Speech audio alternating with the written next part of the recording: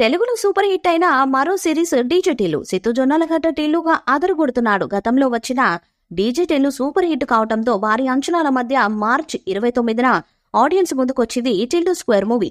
First day first show నుంచే positive response అందుకున్న ఈ సినిమా అటు కలెక్షన్స్ సైతం ఎక్కువే రాబడుతుంది. మొదటి రోజే దాదాపు 23 కోట్లకు పైగా వసూలు చేసింది చిత్ర యూనిట్. ఇందులో అనుపమ పరమేశ్వరన్ కథానాయికగా నటించగా మల్లిక్ రామ్ దర్శకత్వం వహించారు. ఎప్పటిలాగే కంటెంట్ పరంగానే కాకుండా ఇటు మ్యూజిక్ పరంగానూ ప్రేక్షకులను ఆకట్టుకుంది టిల్లు స్క్వేర్.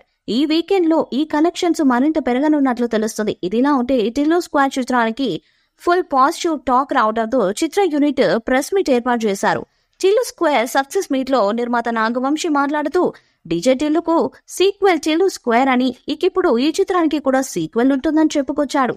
ఈ సినిమాను కూడా డీజే టిల్లు లాగా ఫుల్ పాజిటివ్ రెస్పాన్స్ వచ్చింది. చాలా మంది సినీ పరిశ్రమ వాళ్ళు, డిస్ట్రిబ్యూటర్స్, అభిమానులు కూడా దీనికి సీక్వెల్ ఉందా అని అడుగుతున్నారు.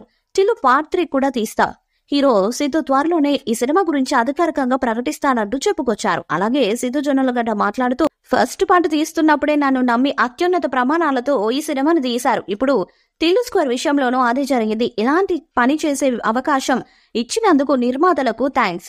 నటుడి కంటే ముందు రచయితను నేను.